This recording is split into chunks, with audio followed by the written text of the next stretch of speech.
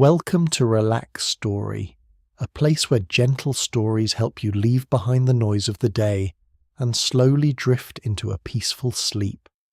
Each soft, soothing narration is designed to relax your mind, release tension, and guide you to a deeper sense of calm within. If you enjoy the experience, don't forget to like and subscribe to stay with Relax Story every night. And feel free to leave a comment to share your thoughts or suggest a story you'd love to hear. Now close your eyes, take a deep breath, and let Relax Story guide you into a restful deep sleep.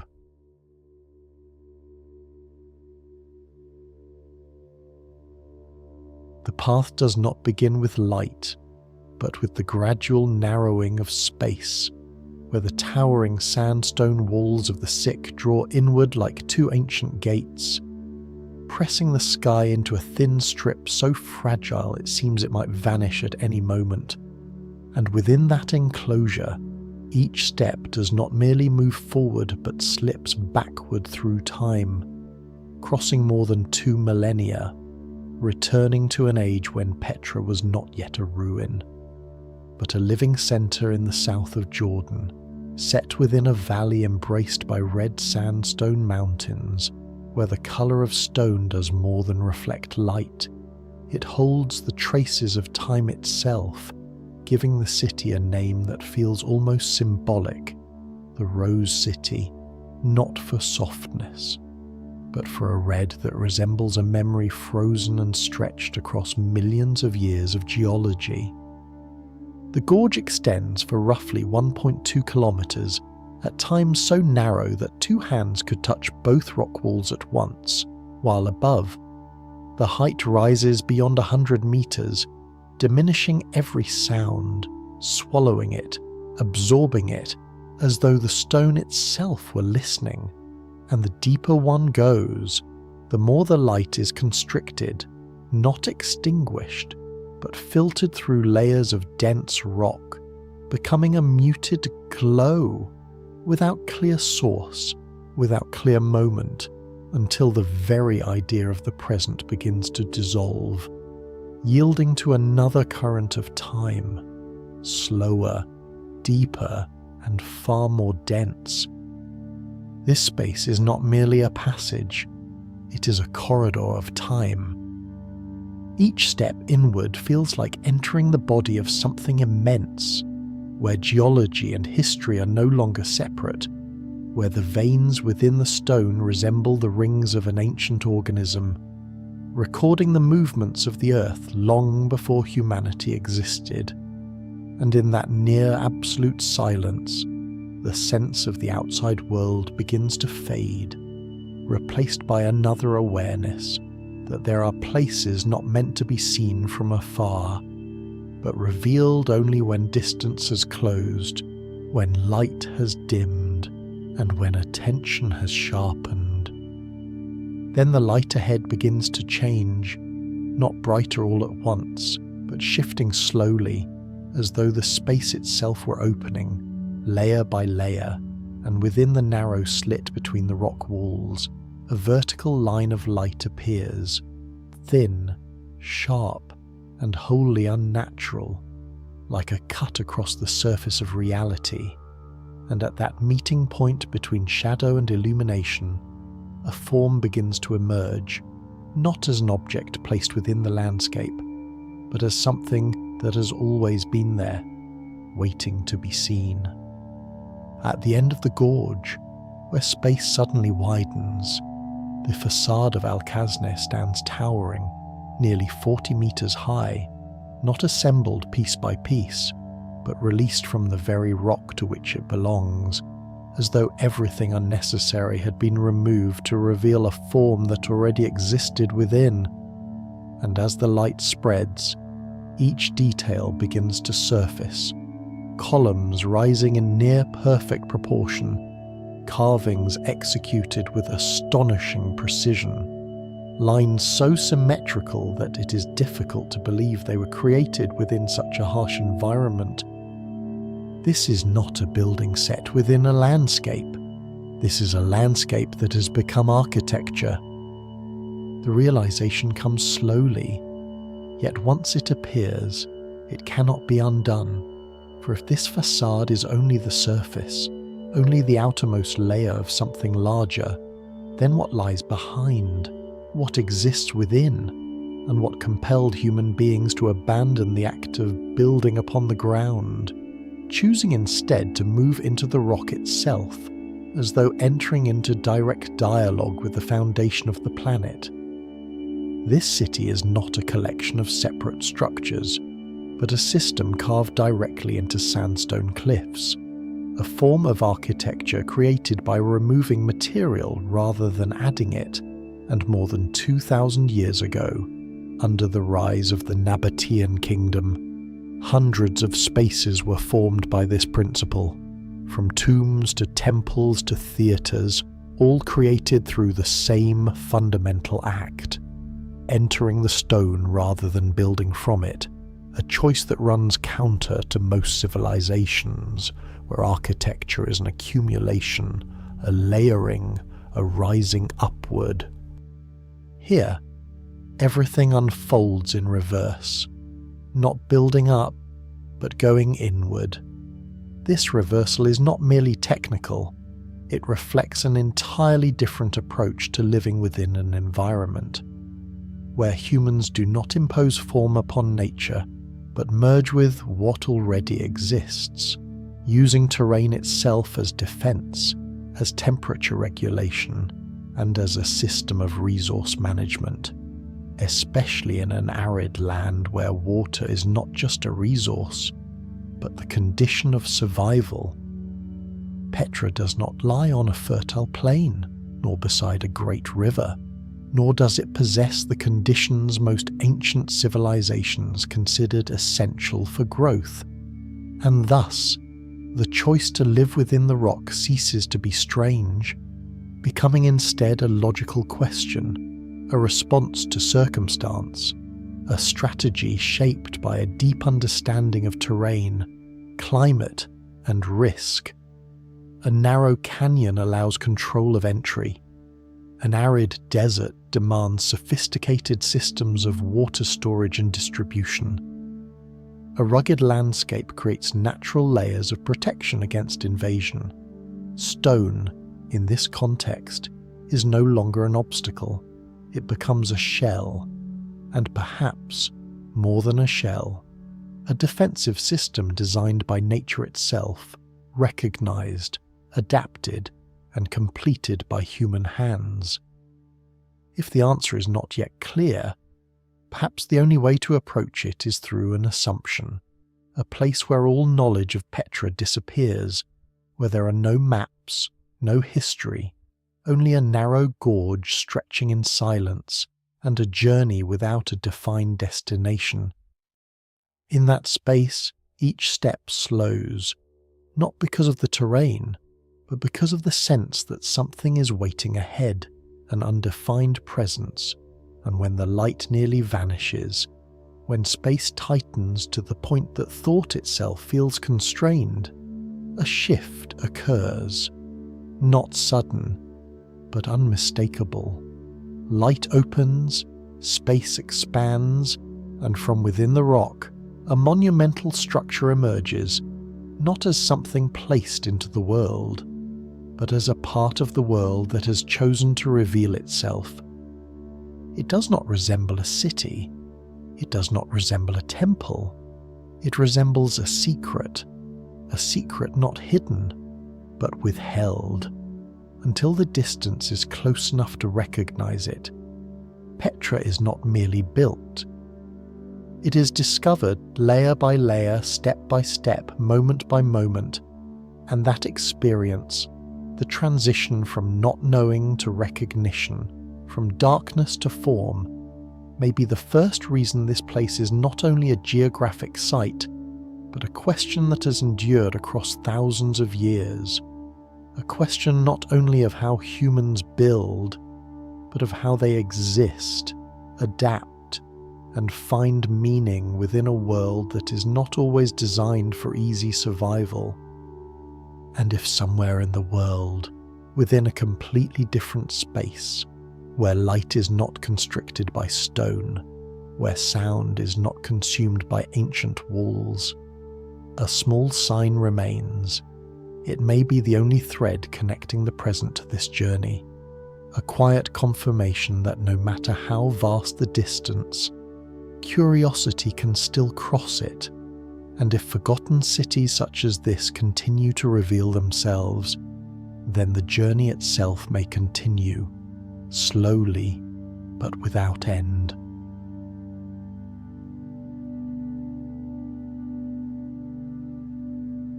Around 7000 BCE, long before colossal facades were carved into sandstone, long before caravans carrying incense, resin, textiles, and precious metals passed through red canyons like a hidden gateway of the desert, the land north of present-day Petra had already received its first footsteps.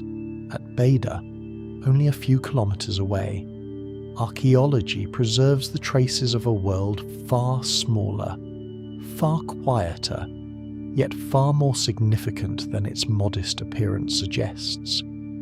This was not the world of city builders, not the world of engineers, of kings, of those who could turn stone into facades, valleys into capitals, deserts into vast trade networks. It was the world of small communities, of people living close to the ground, close to firelight, close to the wind passing through narrow rock corridors, living by the simplest decisions a young society could make. They built homes of stone and mud. They gathered in small groups. They began to attempt something that would change the fate of humanity across many lands, to remain in one place long enough to sow, to wait, to harvest, to believe that another season would come. Beda thus holds a meaning beyond that of an archaeological site. It marks the moment when a land that seemed harsh began to enter human memory. Circular house foundations, followed later by rectangular structures, reveal not merely habitation, but a quiet shift in thought. From a life moving with game and seasonal fruits, humans began to arrange space around themselves, to turn shelter into dwelling, to turn the temporary into something that might endure another rainy season, another planting cycle, another generation. In that setting, everything remained small, fragile, almost anonymous against the vastness of history. Yet within that smallness, a new possibility emerged. Not yet the possibility of building Petra. Not yet. Only the possibility of staying. What makes that choice remarkable lies in the land itself. This is not a fertile plain crossed by great rivers, not a place where water flows year-round, where soil yields easily to seeds, where life can be drawn up with a simple gesture. The climate is arid, rainfall scarce, streams appearing briefly with the seasons before vanishing as though they had never been. Every condition seems inclined toward refusal. The desert does not open itself to humanity. It tests, it drains, it demands a patience bordering on severity, and yet within all those limits, small accumulations of water remain after rain. Shallow depressions hold moisture for a short time. Natural shelters emerge from the rocky terrain, as though the land itself, despite its harshness, leaves narrow openings through which life may pass. The prehistoric inhabitants of Beda learned to live within those openings. They practiced early agriculture, cultivating the first grains such as wheat and barley, not across vast fields stretching to the horizon, but within the limited patches that brief rains allowed. They raised small animals, drawing from every fragile advantage the environment offered. They used available stone to construct shelters, using mud to bind what stone alone could not hold. Their early round houses gradually shifted into square forms, a change that appears small, yet reveals a significant advance in how humans organize life. The circle belongs to instinctive shelter. The square belongs to deliberate arrangement. A community begins to think of space not only as protection from sun and wind, but as a structure to be shaped, divided, controlled. This is not the architecture of power. It is the architecture of adaptation. Beda, then, is not an unfinished young city. It is an experiment, a silent, prolonged experiment in which humans tested whether stone could become walls, whether a short rainy season could sustain a small group, whether a place meant only for passing through could become a place to remain. Everything here exists in its beginning form, the beginning of cultivation, the beginning of settlement, the beginning of living with stone rather than merely passing beside it. Yet Beda did not become Petra. It did not grow into an urban centre, did not expand into a seat of power, did not leave behind ceremonial avenues or intricately carved temples. It simply took a first step along a path whose length no one at the time could have imagined. Here, time becomes more compelling than any myth of a city appearing from nothing. Beda existed, developed within its limits, and then faded. Its community may have vanished, moved, or dissolved into broader shifts of climate, resources, and human life. They left no empire, no city, no monumental structures to astonish future generations. Yet they left a precedent, something quieter than stone, softer than sand, yet more enduring than walls. That precedent suggests this land can be understood, can be tested, can be inhabited, however fragile, however temporary, however demanding in patience. In that sense, Petra does not begin when stone is carved. It begins with generations without names who first tested this environment, who failed in part, succeeded in part, and left behind a form of knowledge not written, not inscribed, yet embedded in the logic of return. Humans do not continue to return to a place devoid of meaning. They return to places where, beneath harsh surfaces, there remains a faint promise, a promise of water, of shelter, of position, of survival, if one observes closely enough, waits long enough, arranges wisely enough. And so the deeper question emerges not at the scale of the city, but at the scale of human intuition. What drew generations back to this land, despite its difficulty, its lack of fertility, its resistance to the simplest expectations of early agriculture? What existed within those valleys of stone that did not exist elsewhere? Perhaps it was the natural shelter of the terrain, the canyons and cliffs offering protection from wind and sand, from the exposure of the open landscape. Perhaps it was the seasonal water sources, scarce but real, enough to sustain a small community that knew how to store and wait. Perhaps it was the position of this land within ancient movement routes, not yet a crossroads of major trade, but already a place to pause, to observe, to remember.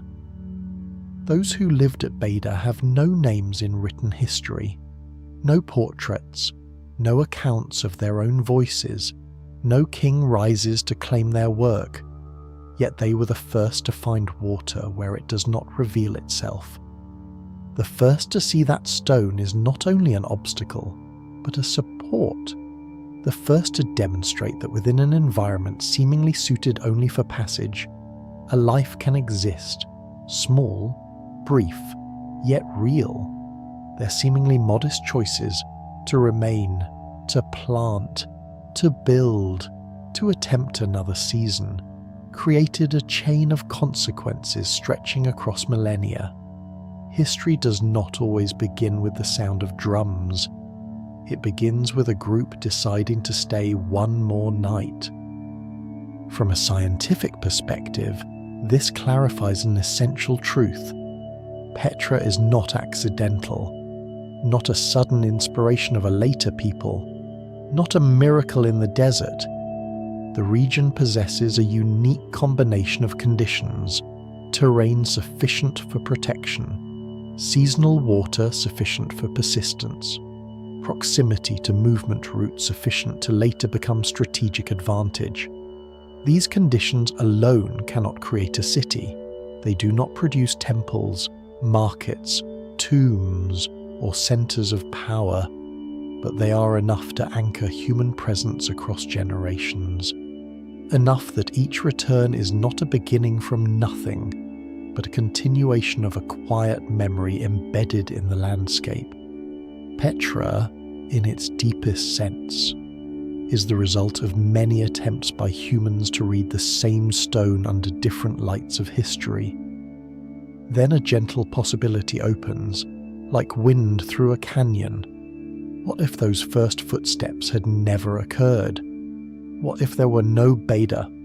What if no prehistoric communities had tried to live here? If the valley had remained silent, barren, without traces of shelter, fire, or seed?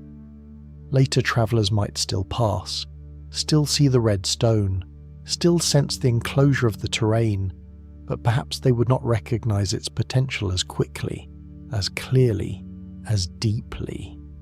A place never read by humans is easily dismissed as empty. A place once inhabited, however briefly, becomes an unfinished question, and questions invite return. Thus Petra does not begin with monumental construction. It begins with a small decision to pause. It begins with a temporary halt within the long migration of humanity. It begins with hands stacking stone, with uncertain harvests, with low shelters pressed close to the ground, with a fragile belief that this place, though severe, has not entirely closed itself. Across thousands of years of silence, those first footsteps seem never to have fully disappeared. They remain within the logic of the land, within the memory of terrain, within the quiet suggestion the desert offers to those patient enough to look beyond its dryness, waiting for a community large enough to see what earlier people only sensed, waiting for a civilization capable of turning shelter into strategy, seasonal water into system, cliffs into architecture, waiting for the moment when stone begins to resemble a city. Thousands of years pass. The earliest traces fade beneath dust and time, yet the land remains, silent, concealed, as though still holding within it an unspoken promise. One day, other footsteps will arrive. This time, they will not come merely to seek shelter. They will see something far greater.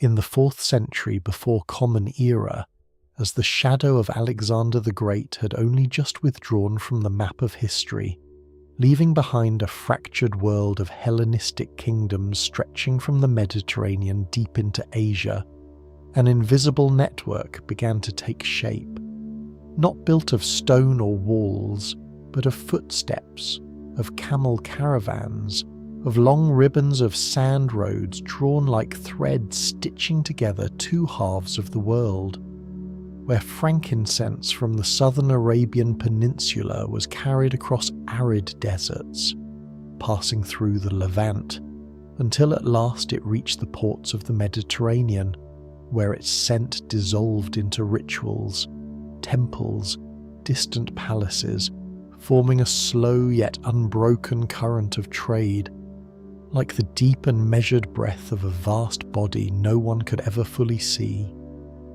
Within that current, in the lands to the south of the Levant, where sandstone mountains rose like walls of time worn down by wind across millions of years, a valley lay in silence, without name, without record, bearing no sign of power, a place where light slipped in only through narrow fissures, where the wind moved as though remembering something long forgotten, a place that would one day be called Petra.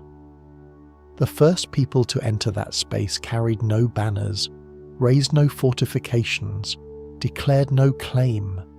They did not arrive as an empire, they did not appear as a power, they simply came, in small groups, in scattered caravans, moving along routes they had learned to read like an invisible language of the desert, where each dune, each cliff face, each hidden water source held meaning, a sign, a reminder of survival. They were the Nabataeans, an ancient Arab people without fixed territory, unbound by the borders empires so often draw, living by movement, enduring by adaptation, growing wealthy by understanding what others could not understand, the way to pass through the desert without being consumed by it. They did not precede the trade routes, they followed them. They did not create the roads, they learned to use them. They carried goods, carried frankincense, carried spices, carried things of value to distant cities, yet more important than all of these, beyond measure or exchange, was knowledge, a knowledge gathered across generations of how to find water beneath dry earth, how to move when there are no signs, how to survive in a world where each mistake may be the last. And then, on some journey unrecorded, unwritten, unspoken in any chronicle, they saw the valley, not as a destination, not as a settlement, only a place along the way. Yet that glance was not like those before. It lingered, just a little longer. Petra had been seen. A valley which, from afar, was nothing more than a fragment of desert, concealed beneath layers of rock piled like strata of memory. But upon approaching, upon entering through a narrow passage where light was pressed into a thin line, upon realizing that its only entrance was governed by the land itself, something began to shift, not in the landscape, but in perception. Petra was no longer merely a resting place. It began to reveal itself as a knot. There, the routes from southern Arabia, where frankincense was harvested, converged with paths leading toward Gaza and the Mediterranean coast, while also opening northward towards Syria and deep into Mesopotamia, forming a junction that any flow of goods across the region would have to touch, like a vein which, if controlled, could influence the entire body. That space was not open. It was enclosed by stone. That space was not easily reached. It was confined by narrow entries. That space was not fragile. It was protected by its own form. A valley, yet not merely a valley. A stopping point, yet one that could become a point of control. A refuge, yet one that could become a center. The realization did not arrive at once. It came slowly, like water seeping into stone, but once formed, it could not be undone. The Nabataeans began to linger, not because they were forced to, but because they chose to, establishing small points of control, observing the flow of those who passed, understanding that each caravan carried not only goods, but opportunity, each step not merely movement, but part of a larger system. This was the first moment of transformation. From passing through to remaining. Yet remaining was not only a physical act, it was a change in nature. Before, They moved with the seasons, with water, with the shifting of weather, building nothing permanent, accumulating nothing in one place, existing like fluid currents, avoiding the rigidity of fixed ground. Now, as they began to control the flow of trade at Petra, their stay lengthened. Temporary shelters were strengthened. Simple structures appeared. Relationships of trade reorganized, no longer random, no longer scattered, but becoming systematic. The transformation did not occur in a single night. It was a process, from constant movement to cyclical pauses, from cyclical pauses to semi-settlement, from semi-settlement to true settlement.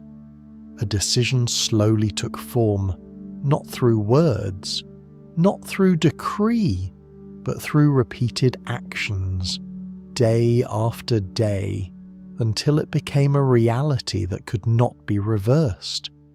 Petra was no longer a point along the route. It became the centre of that route. A society began to emerge, not built upon movement, but upon control, where resources were no longer consumed at once, but accumulated, where power no longer depended on immediate adaptation, but on long-term organisation.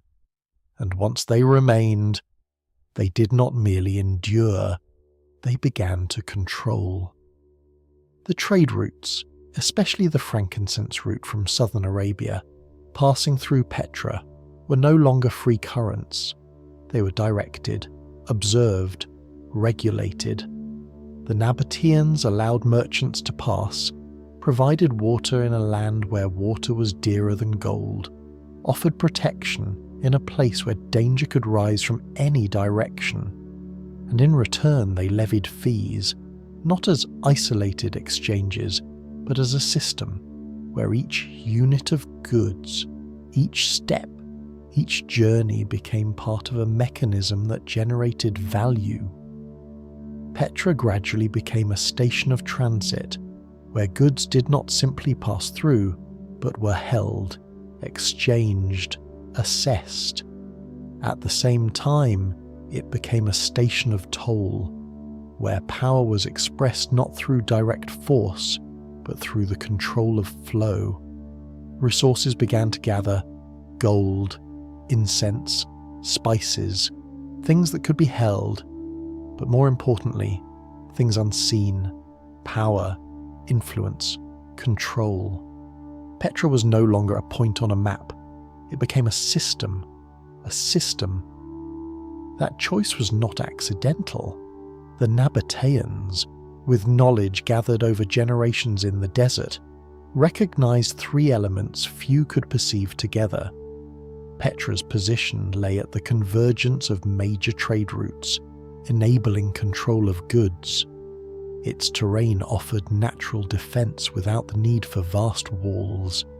Its hidden water potential could be harnessed, given sufficient knowledge and organization. A place where all three converged was rare, and they had found it. Or perhaps they had recognized it. But what if that moment of recognition had never come? If they had continued to move, to live as unbound currents? If Petra had remained merely a point along the road, never becoming a place to stay, then that valley might have remained nothing more than an emptiness between cliffs, where wind would continue to pass without carrying any trace of human presence, where trade routes might have shifted elsewhere, where another centre might have risen, another history might have been written. Petra did not exist because of geography alone. It existed because of a decision never recorded, yet one that changed everything. From that moment, the valley was no longer something discovered. It became something chosen, no longer a place found, but a place built with intent.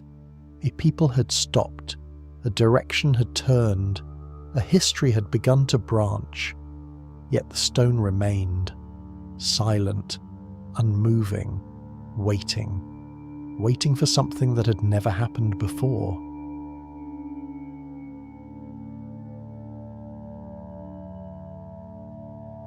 From around the 4th century before Common Era onward, as the Nabataeans gradually transformed Petra from a way station along desert routes into a deliberate centre of settlement and trade, what determined the fate of this place did not yet lie in the grand facades that would appear later, nor in the reputation of a commercial capital, but in a quieter, deeper choice, the choice of terrain.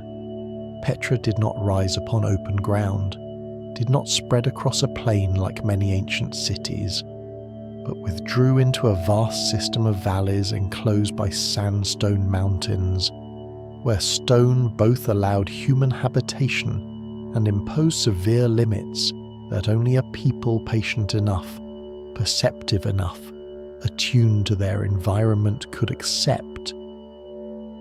The Seek, a natural gorge stretching about 1.2 kilometers, became the most distinctive threshold of that entire landscape, an entrance that did not merely lead to Petra, but defined it.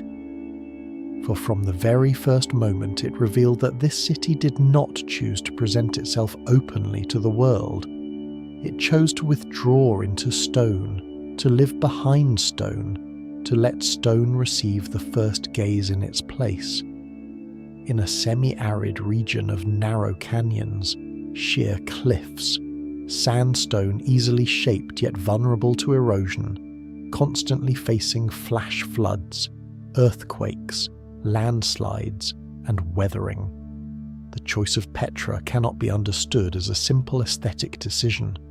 It was a decision of survival, of concealment, of control. There are places where humans build upon the ground. There are places where they raise walls against nature. Petra chose another path.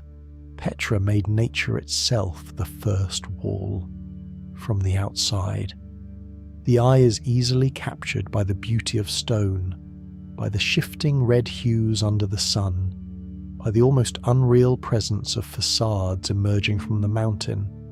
Yet before stone became beauty, it first had to become shield. The Seek is the clearest expression of terrain transformed into strategy. This gorge is not only the main and most prominent entrance to Petra, but a natural gate of historical, ritual, and military significance, for it forces every approach to unfold at the pace imposed by the land itself. A wealthy city on a plain must construct its authority through great walls, towering gates, watchtowers, and visible signs of power from afar. The Nabataeans had no need to do so in that conventional way. They already possessed something far more intricate, a long, narrow, winding passage, where rock walls at times nearly close upon one another, where light is sliced into thin bands, where each step slows, not by command, but by the very form of the ground. A caravan passing through the Seek cannot move in a broad formation, cannot see far ahead, cannot easily assess what lies before. It must proceed in line, accept a slower rhythm, enter in a state of restricted vision. Deprived of the wide awareness so essential to any unfamiliar group or hostile force, there, Petra created a rare kind of power in the ancient world, the power of visual delay. The city does not appear on the horizon as an exposed mass. It does not grant the approaching eye the privilege of a distant overview. It withholds itself until the final moment, then reveals. That revelation is therefore not merely impressive, it is disorienting. For when a place appears only at the last instant, it is no longer easily read, measured, or judged. The Nabataeans did not conquer the desert by erasing its natural structure. They read it, understood it, and organized their city according to its logic. Caravans had to accept the rhythm Petra imposed, potential rivals, even if only an ever-present possibility surrounding a wealthy trade centre. Explain in silence the value of a narrow, enclosed, winding entrance. Difficult to observe. The sick does not only slow every step inward, it does something subtler. It conceals the city until it is too late to see Petra as easily taken. For this reason, Petra stands almost against the instinct of many ancient cities. Elsewhere, power is raised to be seen from afar. Walls signal strength, gates signal control, towers signal vigilance. Petra retreats behind stone and gorge, as though understanding that in a world of trade, wealth, and instability, premature exposure may be as dangerous as weakness. Its most famous façades, especially Khazneh, do not stand in open squares visible from a distance, but burst into view only after the narrow path has drawn the traveller deep inside. The effect is both dramatic and strategic.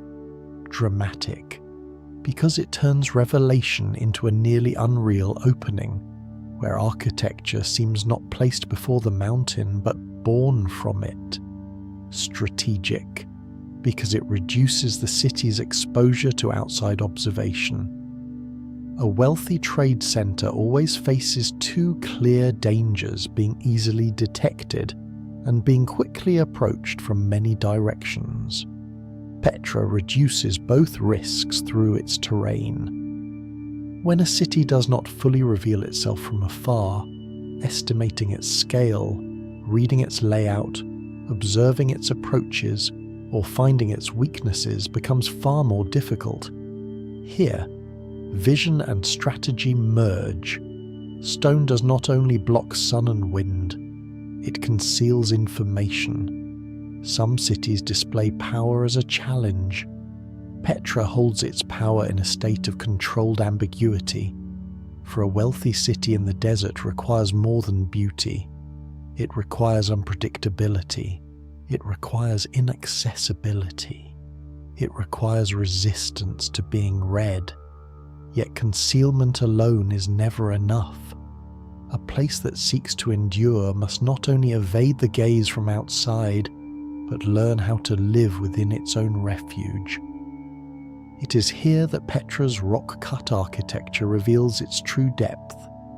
The renowned structures of this place are not assembled upon open ground as in many plain cities, but carved directly into sandstone, so that each façade, each tomb, each grand space holds a dual nature. It is architecture. It remains part of the mountain. That alone creates a radically different mode of building. Structures are not objects placed into a landscape from without, but the landscape itself reorganized to serve habitation, ritual, symbol, and defense. The surrounding rock is not merely a visual backdrop, but a natural envelope, a second body for the architecture itself. Thus, when one looks upon Petra, what emerges is not only craftsmanship, but a deeper principle to build by selective intervention in nature rather than replacing it. The carvers and planners of the Nabataeans left no prominent individual names in history like kings or generals, yet their mark lies in decisions of remarkable precision. Where to cut to create space, where to leave intact to preserve the integrity of the stone, where to open into a symbolic façade, where to allow the mountain to continue its role as shield. Their act was not merely construction, it was negotiation with terrain. On one hand, they opened the rock to create dwellings, memorials, expressions of power.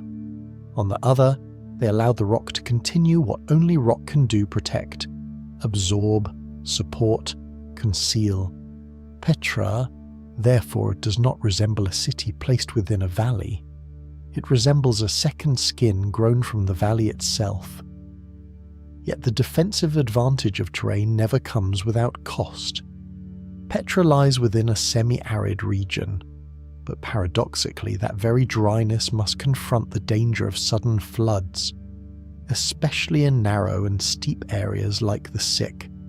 Earthquakes, erosion, weathering remain constant, silent movements of nature, reminding that stone is not only something to cling to, but something that is always changing under time. Thus, the choice to build at Petra is far more complex than it first appears. Narrow, sloping terrain helps control those who enter, yet also allows water to gather with concentrated force, turning the gorge into a dangerous torrent within moments. The place that protects the city is also the place that can threaten it. What slows the steps of humans can accelerate the force of water. Petra differs from a simple fortress in this. It must not only resist enemies, it must endure the very landscape that protects it. Its problem therefore has two inseparable faces. Like the two walls of a gorge, one is security, the other survival.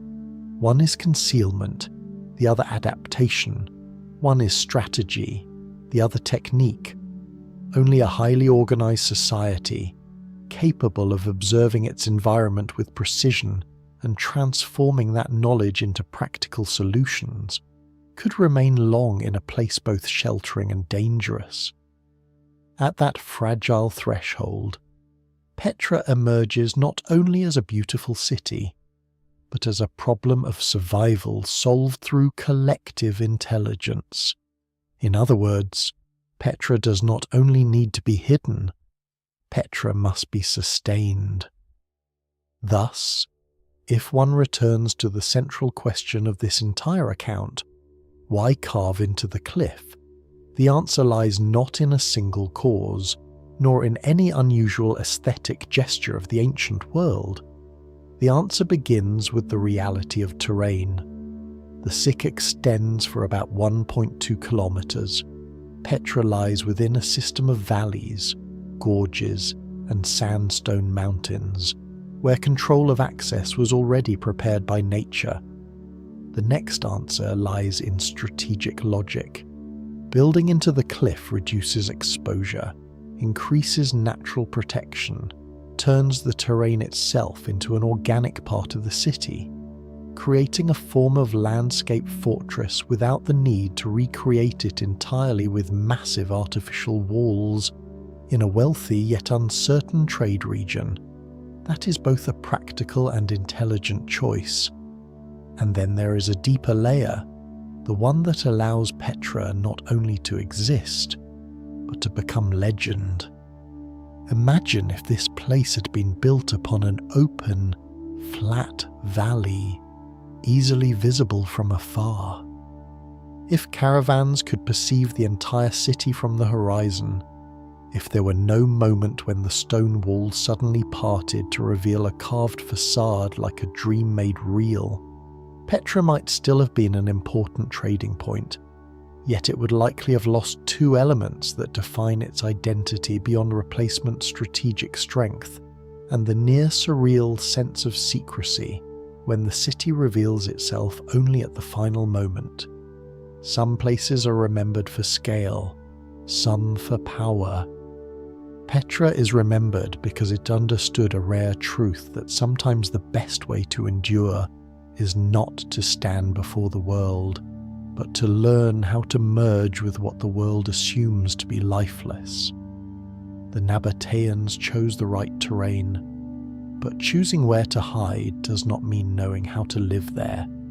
Among stone, within desert, beneath the threat of sudden floods that may descend through narrow passages at any time. Another question emerges in silence, more immediate, more severe, no less decisive. Where would water come from?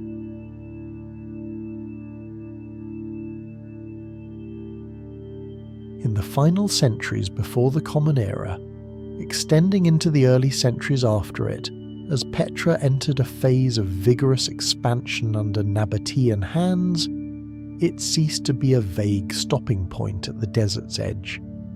It began to take form as a city with a discernible population density, with trade growing thicker in rhythm, with monumental structures rising as though stone itself had learned to assume the shape of power. Yet beneath that grandeur lay a question almost merciless. How could a city grow within a landscape so arid, fractured by mountain clefts, sheer rock faces, and wadi beds that held water only in passing, while for most of the year the earth and sky remained silent, as though they had forgotten the very notion of flow? The heart of Petra, the narrow approaches into the city, the cliffs along the Sick, the deep cuts in the terrain, all at once sheltered and threatened. Rain was rare, water seasonal, stable sources nearly absent. But when rain did come, it did not arrive as a gentle guest. It fell without warning, gathering force through ravines and slopes, turning the very passages that once protected the city into channels for sudden floods. Within that contradiction stood an entire community that could not live by endurance alone, but by calculation. Merchants passing through needed water to rest, to trade, to continue their journeys. Residents needed water to drink, to cook, to tend animals, to sustain crafts and daily life through the dry months. The governing class needed water for a city to function as a city, rather than dissolve into scattered, temporary habitation. Petra could never depend on fortune. To sustain a large population at the threshold of aridity, it was compelled to maintain a vast hydraulic system, with dams, reservoirs, rock-cut channels, and carefully controlled conduits. In other words, before Petra became a wonder of stone, it had to pass a harsher trial than stone itself. It was the trial of water. The Nabataeans were not granted a great river, nor did they dwell beside a perennial source like many ancient centres. They stepped into a land where water appeared sparingly, unpredictably, and from that instability they forged a new order. What astonishes is not that they found an oasis, but that they nearly created one through organisation, knowledge, and patience extended across generations. They read the terrain as one reads a living text, studying the tilt of rock surfaces, the fall of rain, the way ravines gathered flow, then turning those seemingly useless traits into links of a network that captured, redirected, stored, and protected water. Engineers left no names, builders no portraits, planners no statues in the square. Yet they laid the foundation for Petra's endurance with a form of architecture less visible than temple facades, but perhaps greater still. They raised dams to slow or divert water before it became destructive force. They carved channels along rock faces so water would not vanish into the ground or plunge uselessly into deep gorges. They built reservoirs and sealed cisterns to gather scarce water into lasting supply. They used more stable conduits, even ceramic pipes, to deliver water where life truly required it. The result was not a handful of structures, but a network that transformed erratic water into a resource that could be anticipated, distributed, and preserved long enough to turn survival into stability. Petra was not a city favoured by nature. It was a city sustained by knowledge that knew how to wait, how to observe, how to bend harsh terrain into service of human need. Only by looking deeper into this system does one see that its true wonder lies not in the scale of any single device, but in its ability to confront two extremes at once, For most of its time, Petra lacked water, yet whenever sudden rains fell, it was threatened by water. It thirsted for scarcity, yet risked destruction from excess. This opposition made its hydraulic challenge unique. In ordinary days, every measure of water had to be guarded as though it carried weeks of stability ahead. A full cistern was not convenience. It was time.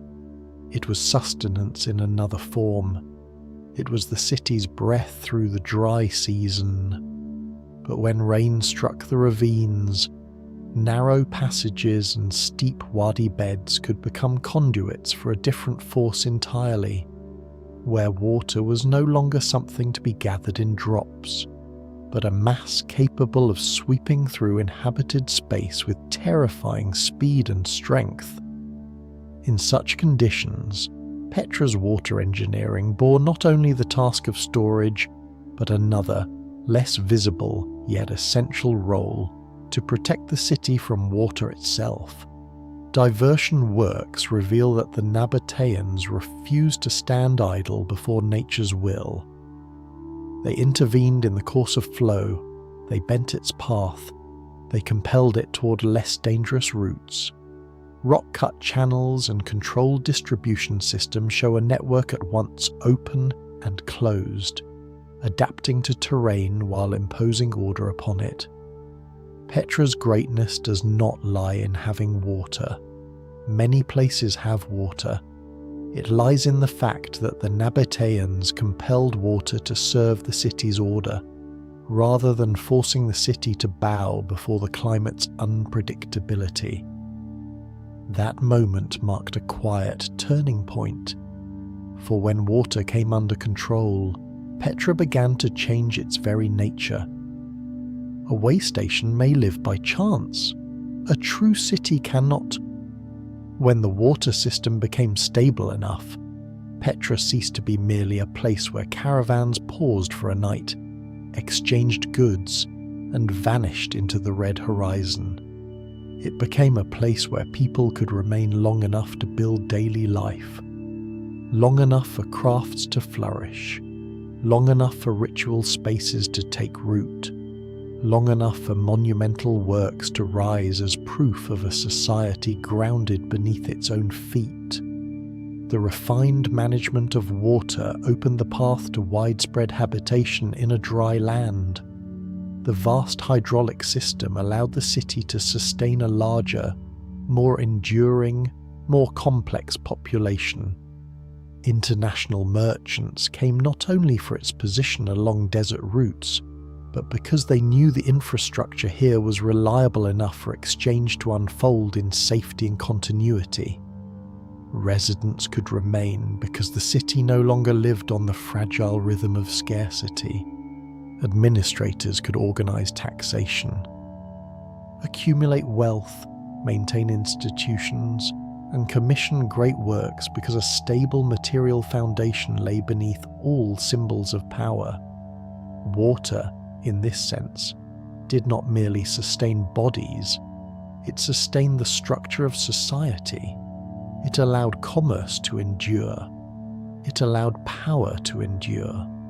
It allowed architecture to endure. The stone facades that astonish the world today were not Petra's beginning, but the late result of a more fundamental problem already solved. A city does not become a capital because it has beautiful facades. It becomes a capital when it can sustain people, goods, rhythms of life, and authority over time. Thus, if one must name Petra's greatest construction, it may not be any carved facade, but the nearly invisible network of water that quietly holds everything above in existence. That network was not a single technical trick, nor a solitary invention capable of saving a city. It was a layered apparatus, each part solving a different problem while remaining bound to the rest. Diversion dams played the first and nearly decisive role in moments of greatest danger. They slowed flow, altered direction, controlled the force of seasonal floods like an unseen arm set against the fury of terrain. Rock-cut channels received the guided water and led it along slopes and cliffs to where it was needed, turning the mountain's own structure into a vast conduit. Aqueducts and ceramic pipes performed more delicate tasks, carrying water between districts with greater stability, allowing distribution to move beyond crude dependence on terrain, creating control over volume, distance, and direction with precision. Reservoirs and cisterns served as memory. They preserved the rains for the dry season, today for the weeks ahead, turning fleeting flow into enduring presence. Then there was the Muthlim Tunnel, a striking proof that the Nabataeans did not merely follow natural watercourses as passive observers, but intervened deeply into the logic of flow itself, cutting through, redirecting, rewriting the path of water according to the city's needs. Set together, these components reveal that Petra did not operate by a single discovery, but by an entire way of thinking. Each part carried a task. Each task sustained a fragment of life. Together, they transformed a semi-arid landscape into a place capable of sustaining urban existence over time. When the system functioned as a whole, Petra no longer appeared as a place lacking water. It emerged as an oasis built by intellect, by accumulated labour, by the belief that harsh environments are not always a final sentence. In the end, what truly made Petra? The answer lies deeper than its famous facades, deeper than the glow of rose-red stone under the sun, deeper even than the first impression the city leaves behind. It lies within a complex network of water management, composed of dams, channels, conduits, cisterns, reservoirs, tunnels, and distribution systems built over centuries, refined enough to sustain a city within a land where climate stood at the edge of scarcity and extremity. The Nabataeans did not merely store water to drink. They faced two opposing enemies at once: the prolonged absence of water and its violent excess. Only by mastering both could Petra rise beyond a caravan station into a great city. Only when water remained could people remain. Only when people remained could trade remain. Only when trade remained could power remain. Perhaps a longer drought at the wrong moment, or a series of floods strong enough to break conduits, dams, and reservoirs during expansion, might have turned Petra's history another way. Perhaps there would have been no golden age as we know it. Perhaps it would have remained a faint mark on ancient maps, an unfinished effort swallowed by the desert before it could become a capital. But that did not happen, not at the moment that mattered most. The Nabataeans achieved what the desert rarely allows. They made water remain. When water remained, people remained, trade remained, power remained. From that moment, Petra was no longer merely surviving. It began to become a capital.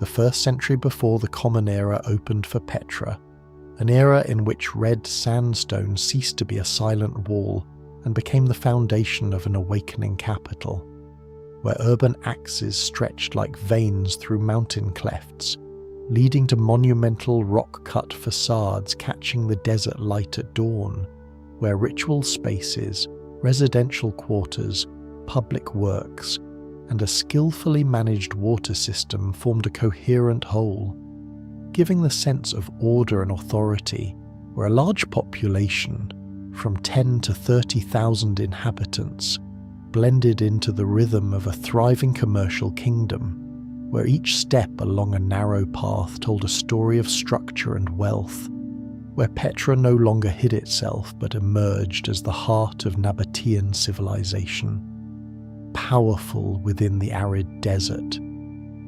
Caravans crossing the desert began to linger longer. International merchants reinforced Petra's role as an intermediary in distant trade networks, where spices, silk, incense, and luxury goods from Egypt, Greece, India, and even distant China converged for exchange, transforming into resources, taxation, and power for Nabataean rulers who knew how to leverage geography to strengthen political and financial standing while maintaining urban security, turning a former stop into a hub of high-value goods. As trade stabilized, Petra's appearance transformed. Streets, rock-cut complexes, ritual spaces, and public structures became not merely places of habitation, but symbols of accumulated wealth and power. Wealth from trade no longer remained in inert metals or goods, but was transmuted into material structures, magnificent stone facades, public works, ritual spaces, finely decorated tombs, main transport routes, sophisticated water systems, and dwellings, turning Petra into a multi-layered urban entity where ancient Eastern traditions merged with Hellenistic architectural influence, creating a landscape both familiar and new. Wealth existed not only in walls and facades, but in the organization of space itself, in the way streets led to plazas, commercial districts, and administrative centers, forming a stage of power where each step affirmed the ability to transform wealth into architecture, commerce into presence, and authority into matter. Petra's population grew diverse and complex. Nabataean rulers organized taxation, governed authority, and managed political symbols, while King Aretas IV, ruling from 9 before Common Era to 40 CE, strengthened economy and culture, turning the city into the pinnacle symbol of Nabataean power. Merchants, craftsmen, and urban residents sustained daily life, from trade and production to infrastructure and ritual practice. Caravans continued to bring resources, news, and visitors, making Petra not merely a trade station but a complete urban ecosystem, where administration, commerce, ritual, daily life, water management, and spatial protection operated in harmony under the harsh conditions of desert. The moment of climax was not tied to a single battle or event, but to the accumulation of an image: Petra standing firm with a large population, complete infrastructure, symbolic architecture, and a clear regional role. Travelers across the desert no longer saw it merely as a clever refuge, but as a center of civilization at the height of power, where stone facades carved authority into sandstone, material expressions of a golden age, wealthy, stable, and confident enough to leave its mark. The city entered a period in which prosperity arose not from fertile plains or great rivers, but from 3 pillars: inter-regional trade, an efficient water system, and the capacity to organize urban life within desert and rock, making Petra a distinct capital, one forged by the ability to impose order upon a harsh environment, unlike ancient capitals born of natural abundance. If Petra reached such a peak, then the question arises naturally: what truly shaped the face of its wealth and power? Empirical understanding suggests a population of 10 to 30,000, substantial infrastructure, and sophisticated housing. Explanations point to prosperity drawn from control over caravan routes and profit from spice and luxury trade. combined with intelligent water systems and complex urban organization, a speculative question remains. If Petra had not been constrained by geography and regional power dynamics, might it have advanced further, becoming a far greater power than history records, given that it had already achieved such prosperity under profoundly unfavourable conditions? At its height, that wealth required a face to represent it. Not a field, not a wall, but a stone façade revealed beyond a narrow gorge, as though the city itself declared to those crossing the desert that here, power had been carved into sandstone, preparing for the iconic monuments of its golden age to appear, where façades such as Khazneh would stand not merely as works of art, but as material signatures of a desert trading civilization that had reached the summit of its power.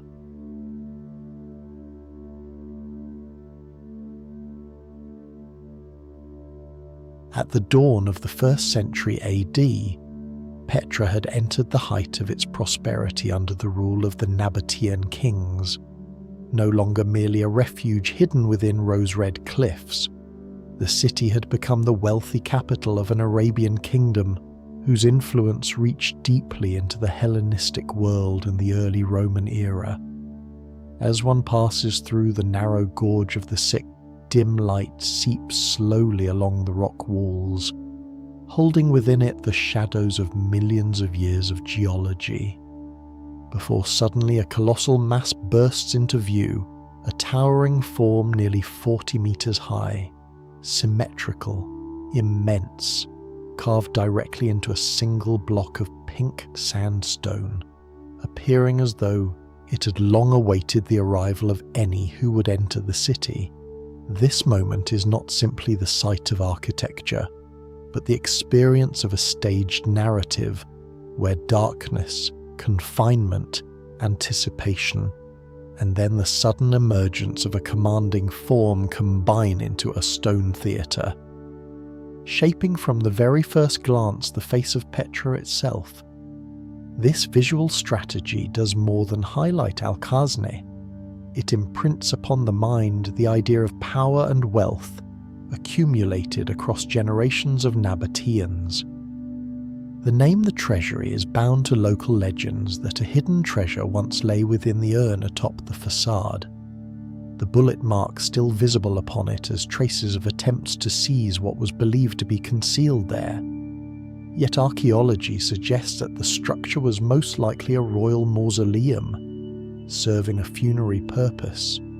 King Aretas IV Philipatris, who reigned from 9 BC to AD 40, stands as the central figure of Petra's golden age, and Khazneh may well have been his tomb. The monument does not merely entomb a king, it shapes the memory of dynastic power, transforming every carved surface, every column, every ornamental detail into a symbol of authority perceived across centuries. Through oral tradition, local people have turned this tomb into a place of legend, a treasury of imagination, allowing Khazneh to exist on two planes at once, archaeological and mythical, where funerary truth blends with the collective vision of a treasure never found. The façade of Khazneh, rising approximately 39 to 39.5 meters, is carved directly into pink sandstone and consists of two principal tiers executed with extraordinary precision and sculptural mastery, merging Hellenistic influence with ancient Eastern architectural traditions. 6 Corinthian columns stand firm, a frieze adorned with winged griffins, urns, and curling decorative motifs forms a language both symmetrical and rich in symbolism. Nabataean craftsmen and architects transformed raw stone into an intricate tableau, expressing both aesthetic refinement and the authority of a ruling power. Khazneh is not evidence of a society wealthy through trade yet crude in art. On the contrary, it stands as proof of a culture capable of absorbing, selecting, and transforming Hellenistic elements into a distinct expression rooted in Petra's sandstone and the visual logic of the sea. When architecture becomes a political declaration, Khazneh is not merely meant to be seen, it defines Petra from the very first encounter. The near-perfect façade appears at a precisely chosen position, where light and shadow produce a maximum sense of awe, compelling every merchant, envoy, or stranger to acknowledge Nabataean power and sophistication at once. This monument became the face of Petra not only because of its modern fame, but because from the moment of its creation, it was already a symbol wrought of stone, light, and authority, merging the roles of tomb and political statement, transcending ordinary architecture. All that Petra accumulated over centuries' strategic geography, water systems, trade, wealth, urban organization converges in Khazneh as a single image. The structure is at once a monumental façade, a hypothesized royal funerary space, a symbol of visual power, and proof of a deliberately designed city. It becomes the distilled image of Petra across past and present, one of the greatest surviving architectural masterpieces of the Nabataeans, and the first form that comes to mind whenever Petra is named across the world. Khazneh represents Nabataean power on three clear levels: monumental scale and precision, a strategic position at the end of the Sikh, creating a dramatic reveal, and an architectural language that absorbs Hellenistic influence while transforming it into a distinctly Petran identity. If a royal treasure had indeed been buried deep behind its walls and never discovered, the legend of Petra might have eclipsed even its history, yet even without such a treasure, Khazneh has fulfilled a greater purpose, convincing the world that a city carved in stone could conceal mysteries beyond human imagination. A facade such as Khazneh could not have emerged in the silent stillness of history, for as Petra grew wealthy enough to carve its power into stone, it also drew the attention of other forces. From this point onward, Petra's story is no longer only one of construction, but of rivalry, collision, and survival within a vast land where power and imagination are fused into every rock.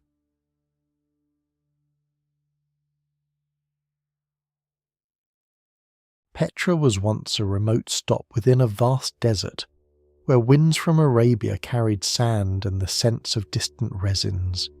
Yet by the late 4th century BC, it had begun to emerge as a centre whose wealth could no longer remain concealed.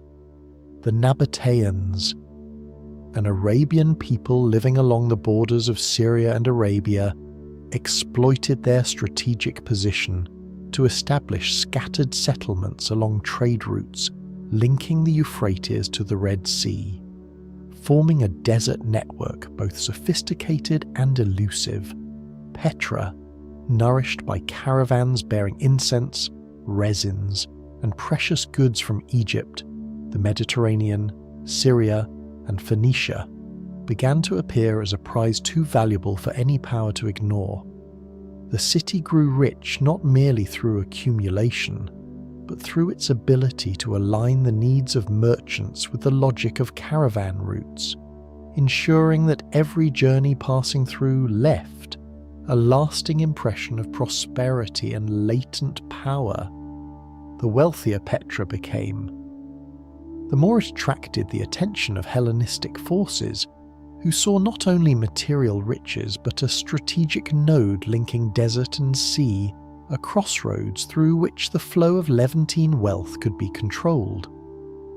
When the year 312 BC arrived, Petra had already drawn the gaze of generals competing for power after Alexander.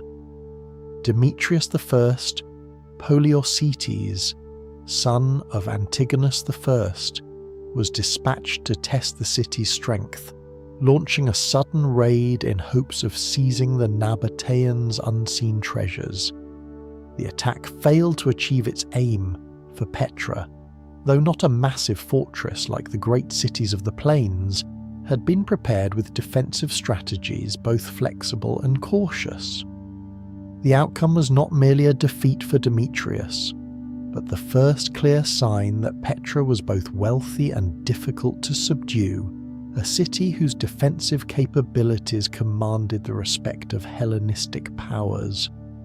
In an age when generals vied for dominance across the Levant, this resilience proved that wealth and terrain, when properly combined, could create a natural stronghold at once concealed and formidable, inviting yet obstructing the enemy.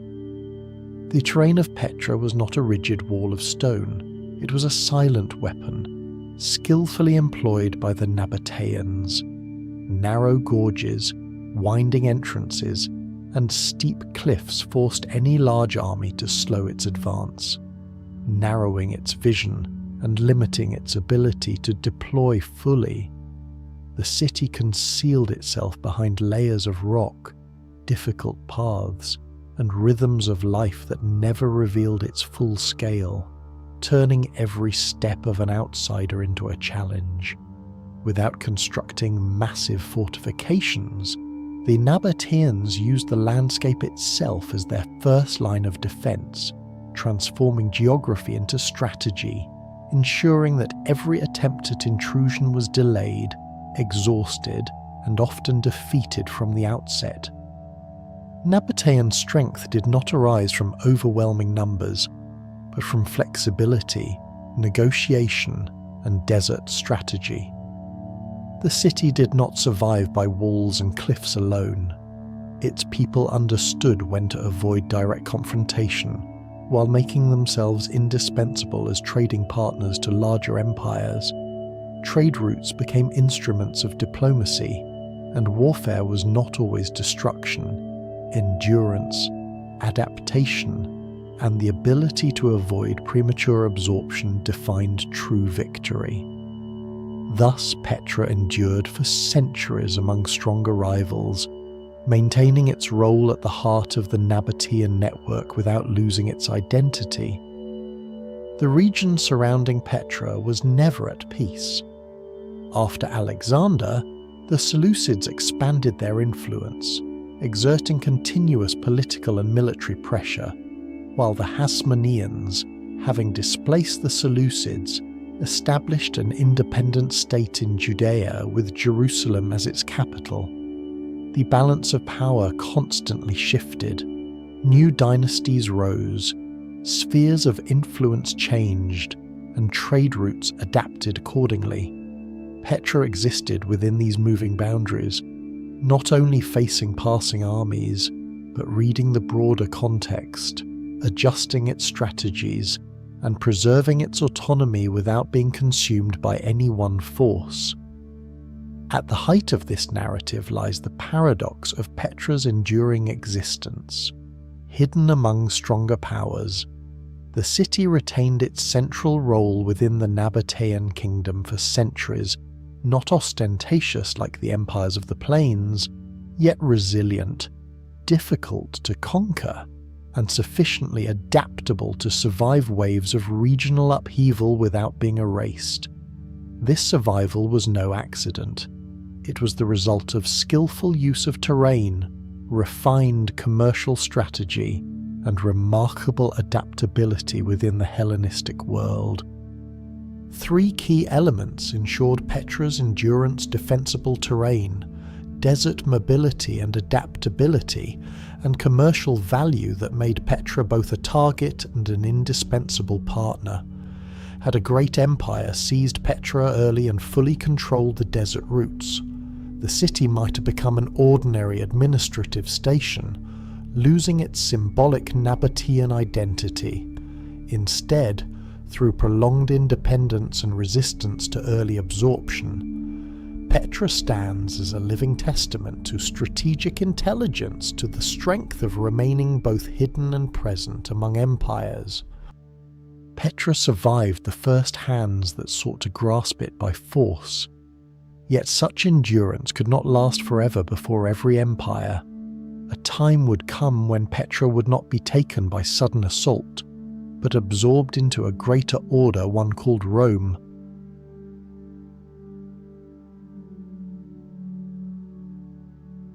A city did not fall, yet it changed hands, and the red stones remained standing, silent witnesses to a turning point that arrived without clamour, yet could not be ignored. Between the years 105 and 106 AD, the independent history of the Nabataean kingdom came to a close, and another chapter opened beneath the order of Rome.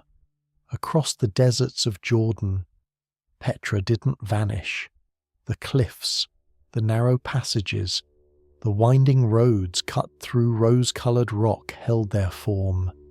Yet the land around them began to breathe to a different rhythm, the distant pulse of imperial power, where Roman law, legions, and administration slowly extended their reach, from far frontiers into every street, from Gerasa to Philadelphia, from frontier outpost to caravan roads. History began to rewrite Petra's place not through fire or ruin, but through a quiet transfer, as a city once at the centre of power became a single link within a greater design it had never before belonged to. Emperor Trajan, who set his hand to the fate of the Nabataeans, did not come to Petra as a destroyer, but as one who redraws the map of power across a region. He placed the city within an order where Roman systems governed roads, taxation, military presence, and authority itself. The Nabataean elite, once at home in the capital of their own kingdom, found themselves within a vast imperial machine, learning to adapt without wholly surrendering their identity. Roman engineers and unnamed officials, silent hands, left their marks upon planning, roads, and military centres, shaping a new image in which Petra endured, yet no longer stood as the axis around which power turned. When Nabataean independence ended, Petra did not dissolve. Supreme authority was not destroyed, but absorbed into a wider system where Roman law defined the worth of cities through administrative, military, and commercial logic. The city, once singular, became a link within the network of Arabia Petraea. Bostra rose as the provincial capital, and though Petra's life continued, the central light had shifted elsewhere. Its inhabitants came to sense that their familiar streets no longer gathered the weight of great decisions, but instead carried them outward, binding into a wider web where every stone, every roof, every narrow passage became part of a Roman story they had never imagined. Under Roman order, Petra endured and prospered still. Caravan routes continued to guide merchants through its narrow defiles, and maritime trade sustained distant connections. The Hellenistic influence, already impressed upon coinage and carved façades, now blended with a new political order, shaping a Petra both old and new, Nabataean in spirit yet marked by Rome. Roman engineers raised infrastructure, local artisans preserved the fine details of their heritage, architecture, ritual, and urban life became layered, a city of intersections, continuing to live.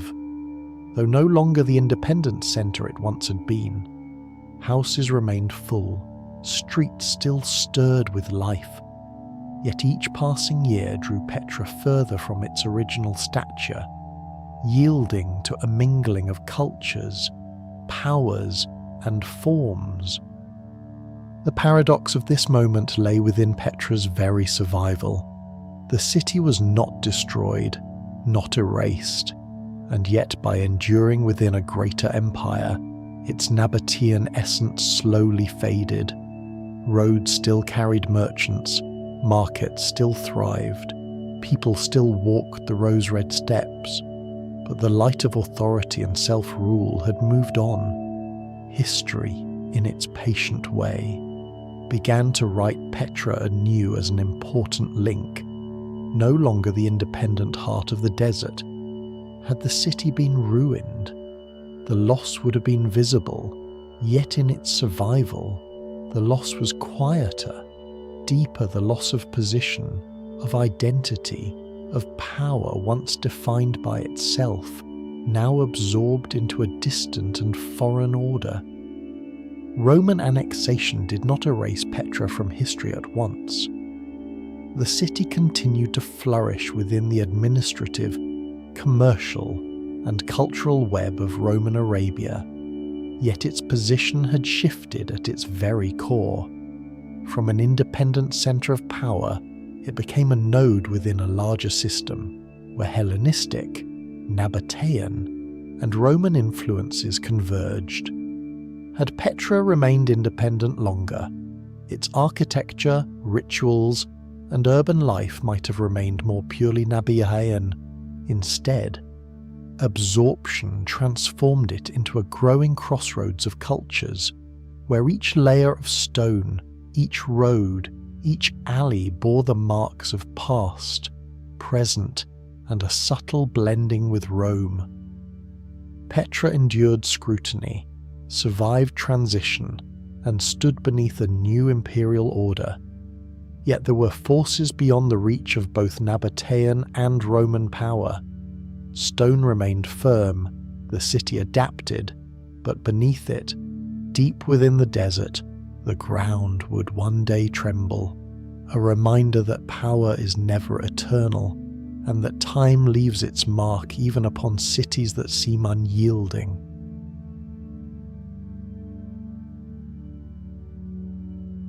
In the year 363 AD, a fracture opened within Petra's history. The ground beneath the city stirred with irresistible force, though Petra still prospered under late Roman rule. Not yet faded from the map of the world, it had begun to feel the pressure of shifting desert trade routes. In this fragile environment, where Wadi Musa meets its basin and steep ravines curve and narrow, nature became the deciding force, testing the limits of structures carved into stone, of hidden water channels threading through the city, and of public spaces bound to the stability of the land. When the earth trembled, the shock did more than crack walls or shatter facades, it revealed a deeper truth, as Petra faced a danger long unseen, and the systems sustaining its life were tested for the first time. The damage was immediate and fierce. Great structures were broken, buildings collapsed, and the urban fabric seemed torn apart. More than half the city suffered severe harm, from paved streets to plazas and carved spaces that had long retained their grandeur. The people faced physical ruin as walls fractured and debris choked the pathways, disrupting daily life. Urban authorities struggled to respond, restoring what could be saved, sustaining what remained, while the restless earth exposed the fragile limits of a city hewn from stone. Instability spread throughout Petra, weakened structures faltered, roads sank, public works were damaged, and once ordered spaces became unsafe and disordered. This was not damage that could simply pass with time. It cut into the very body of the city, diminishing its ability to return to what it had once been. Yet the visible wounds were only the surface. Beneath them lay a quieter danger. The water system, the lifeblood of Petra, proved most vulnerable. Once it had allowed the city to endure in the desert's dryness, now every displaced channel, every unstable reservoir, every disrupted control point weakened the pulse of urban life. Water, the silent giver of life, no longer flowed in steady rhythm. The delicate balance between drought and sudden flood was broken, pushing Petra toward instability. Here the city lost something greater than its carved facades, the ability to sustain life in the desert, where each season of dryness or torrent could threaten its survival. And still, Petra did not vanish at once. After the earthquake, life endured. Many Nabataean temples continued in use, and religious centres, along with the local community, sustained what parts of the infrastructure they could. The city entered its late Roman phase, approaching the Byzantine era, leaving archaeological traces of continued urban and religious life, proof that Petra was never a city that died in a single moment. The earthquake of 363 marked a turning point, setting it upon a long path of decline, yet not an immediate collapse. What remained continued to live, though wearier, more fragile, its rhythm slowed, its balance unsettled. The deeper realization emerges here: the tremor did not merely break stone, it shifted the fragile equilibrium between people, water, terrain, and the pulse of the city itself. Petra had always existed along a narrow edge between drought and flood, between protective rock and fractured stone, between vibrant trade and harsh environment. After the quake, these balances were thrown askew, drawing the city into a gradual decline shaped by damaged infrastructure, natural pressures, and shifting trade routes. Later earthquakes would worsen the process, but it was the shock of 363 that struck the first decisive blow, disrupting the stability Petra once held, and laying the foundation for transformations yet to come. The earthquake of 363 did not erase Petra from the map. The city retained enough life to move into another form changed, slower, more fragile, more weary. Its urban system began to lose its rhythm. The balances that once sustained it in the desert faltered, and in the stillness after the disaster, a new image slowly emerged. Churches rose among stone and memory, no longer Petra at its Nabataean height, but Byzantine Petra, a place where history and nature together inscribe the story of a city learning to endure among the fragments of its own past.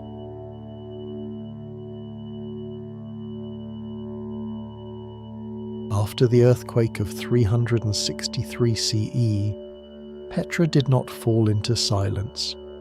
It continued to breathe as a city, as though its cracked walls and shattered columns had never truly consented to surrender themselves to oblivion. The Byzantine period, from the 4th to the 6th century CE, opened a new chapter in which Nabataean authority gave way to an aging Roman order, slowly changing its hue, and Christianity began to reshape the urban landscape. Petra was no longer a city of ruins, but a city in renewal, pressing inward into the rock, marked by the quiet signs of a new faith. Familiar valleys and the remnants of Nabataean Roman structures became overlaid with spaces of worship and communal life, where each brick and each fragment of stone spoke of continuity and transformation.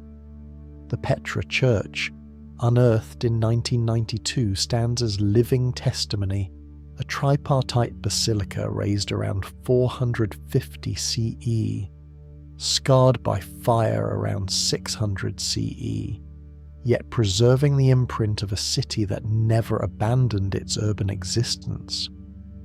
In this moment, Petra revealed that even after fracture, a city may go on more slowly, less adorned, yet deeper and more enduring. Churches rising among the cliffs became the clearest sign of this new life. Byzantine constructions were not merely masses of stone, but centres of communal rhythm, where rituals unfolded in the cadence of everyday life, and where papyri discovered in excavation reveal that administrative, economic, and legal activity continued without interruption. The Christian community in Petra stood at the centre: clergy, bishops, and believers together, sustaining and shaping the space, turning walls and foundations into living environments. The church was no longer an addition, but an anchor of the new urban life, where every rite, every step into the basilica affirmed Petra's existence not only through architecture, but through its people. Petra did not return to the commercial heights of the Nabataean Roman era, yet the continuous presence of churches shows that the city still held a considerable population, still organised its community, still possessed labour and material resources, and still nurtured spiritual needs that redefined its urban space. This transformation did not end with the churches. The city gradually shifted its symbolic centre from a hub of Nabataean commerce and power to a Christian space defined by communal meaning. Once, Petra had been shaped by caravans, monumental work such as Khazneh, and its strategic position in the desert. In the Byzantine era, these layers did not vanish, but were overlaid, even overshadowed, by Christian life. Bishops and clergy, together with the faithful, slowly redefined the city, turning pathways, valleys, and churches into spaces of lived belief, where the signs of power carved in stone yielded to signs of faith. Older architectural spaces were reused, holding both the memory of commerce and the presence of ritual, creating a Petra that was quieter, less ostentatious, yet spiritually profound. The experience of the city was no longer one of awe before power, but one of contemplation of religious depth and communal life. Byzantine Petra was not a mere appendix to a glorious past, but living proof that a city could alter its symbols in order to endure. Its emergence as the seat of a Byzantine bishopric affirmed an official place within the religious network of the region, a position not granted to every city. The bishop and local clergy, supported by the community, ensured that religious life continued uninterrupted, sustaining the basilicas and churches as pillars of a new order.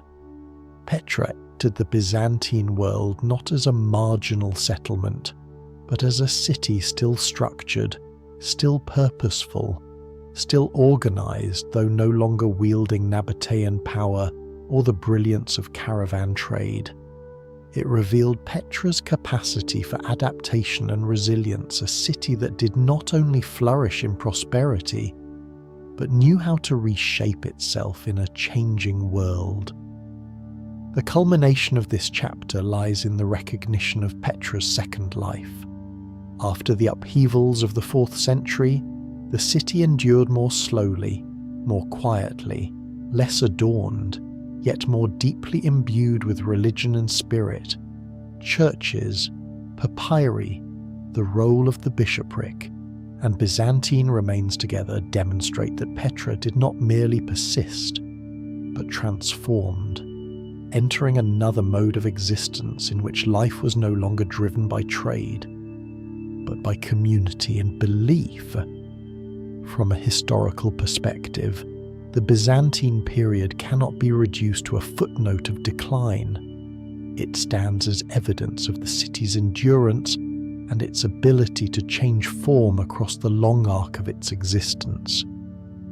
The central question of this chapter asks what Byzantine Petra truly reveals about the vitality of the city, the presence of multiple churches, the continuation of urban life in late antiquity, the construction of the Petra church around 450 CE, and the city's role as a Byzantine bishopric, all testify that Petra still possessed people, organization, resources, and standing within the Byzantine world, even though it was no longer the Nabataean capital it once had been. Had Petra been more firmly established as a regional religious centre, with greater investment in construction and in maintaining a strong bishopric, it might have entered Byzantine history with far greater prominence. This remains entirely plausible, for Petra had already demonstrated sufficient vitality to become an episcopal centre and to sustain large basilicas. Petra had lived a Nabataean life, lived through Rome, endured earthquakes, and then lived yet another life in the Byzantine age, quieter, slower, yet still echoing with human presence. And yet, even cities that know how to change their form cannot hold their place on the map of history forever. One day, Petra would not be destroyed in thunder. It would leave the world in a far quieter way through forgetting.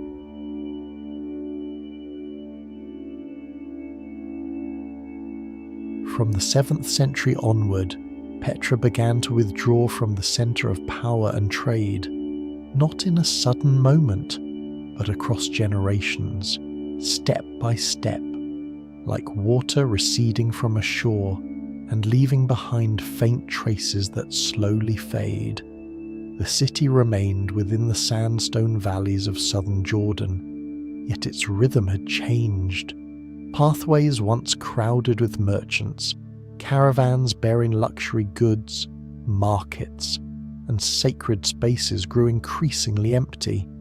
Houses still inhabited stood in place, but the movement of people, the sounds of exchange, the vitality that once filled the city thinned away, giving way to a quiet stillness. This retreat was not an erasure, not a storm of destruction, but a simple fact. Petra no longer lay along the main arteries of trade, no longer a place through which power, belief, and economy had to pass. Like a living being that once breathed with force, it now drew breath more slowly, existing in a latent state rather than a visible one. Within this silence, the shifting of trade routes became the unseen force shaping its fate. As the caravan paths that once carried luxury goods from Arabia to the Mediterranean moved elsewhere, Petra lost the flow of people and goods that had sustained it. No caravans arrived, no merchants exchanged, no intermediaries connected distant civilizations. The city lost its vital current. The remaining inhabitants endured, but they were only traces of life, not enough to sustain Petra as a great urban centre, not enough to preserve the prominence it once held.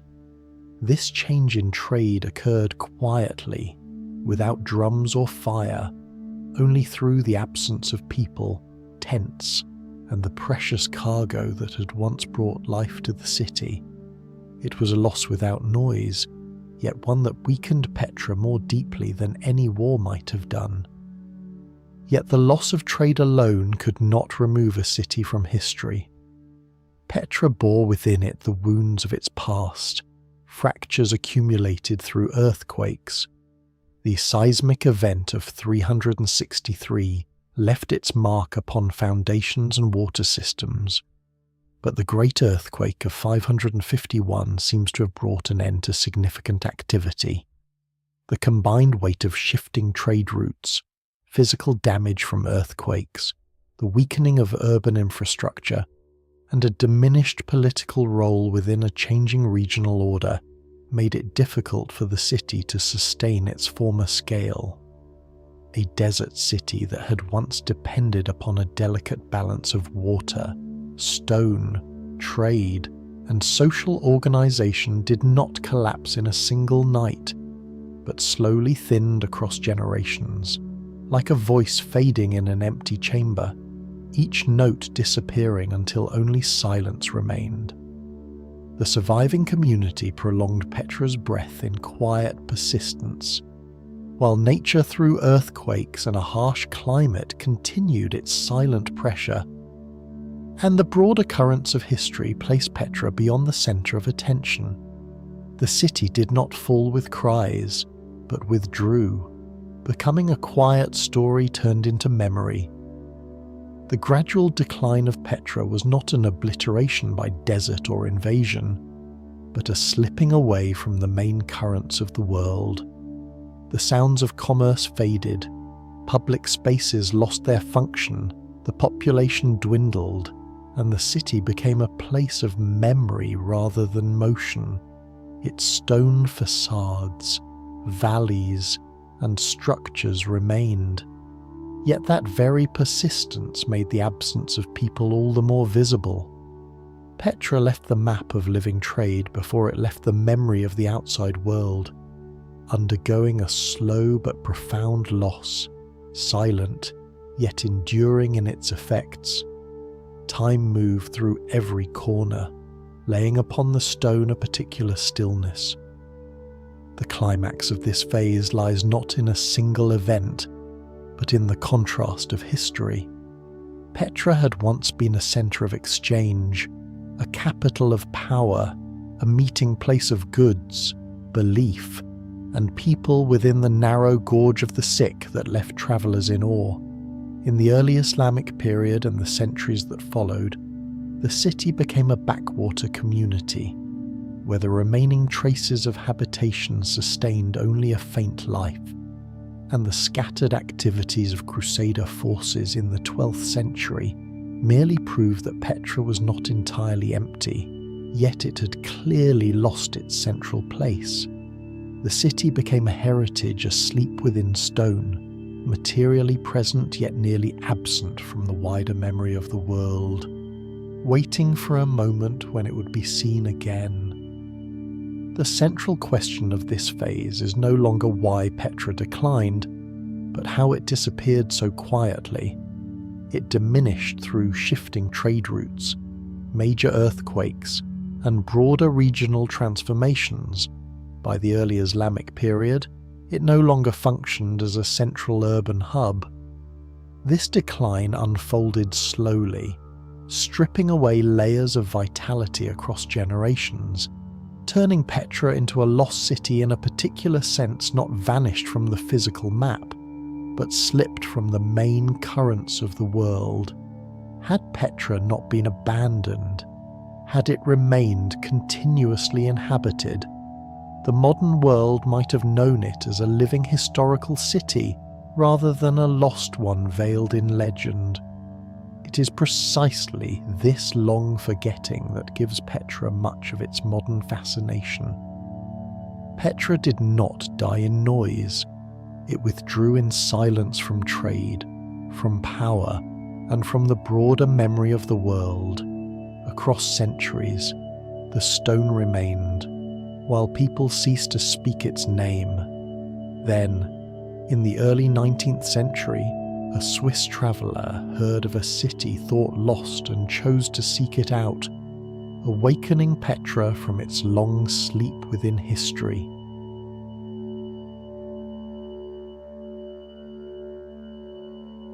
The year 1812 opened upon a moment in which Petra, long asleep in the shadowed margins of Western memory since the age of the Crusades, began once more to step slowly, almost reluctantly into the gaze of the world. Johann Ludwig Burckhardt, a Swiss explorer, crossed deserts and towns without escort or armed retinue, bearing only knowledge, patience, and a quiet, unhurried curiosity. It was he who returned Petra to the awareness of the West. In the early 19th century, as interest in the Near East rose steadily, scholars and travellers of Europe turned their attention toward lands not yet deeply known. Yet Petra remained a blur, a place shaped more by rumour than by study, where curiosity itself was the most reliable instrument for traversing paths that no map had fully drawn. The journey did not begin at Khazneh, where the famed and radiant stone facades stand awaiting the gaze of visitors. but rather with a cautious belief in a land near the tomb of Aaron, where whispers of ancient Nabataean ruins still lingered in local memory. Burckhardt moved like a shadow, following uncertain directions in silence, each step part of a delicate balance between native knowledge and the guarded caution of a Western traveller.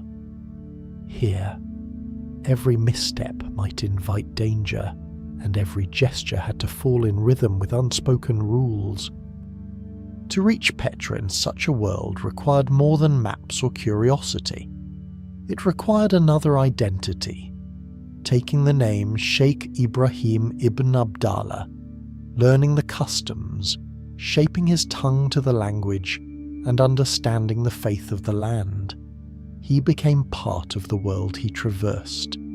He was an observer who did not intrude, one who approached through assimilation rather than force.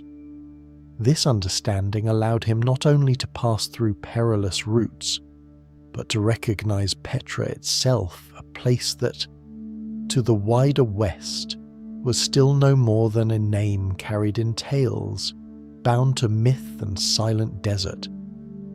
The name Sheikh Ibrahim was more than a disguise.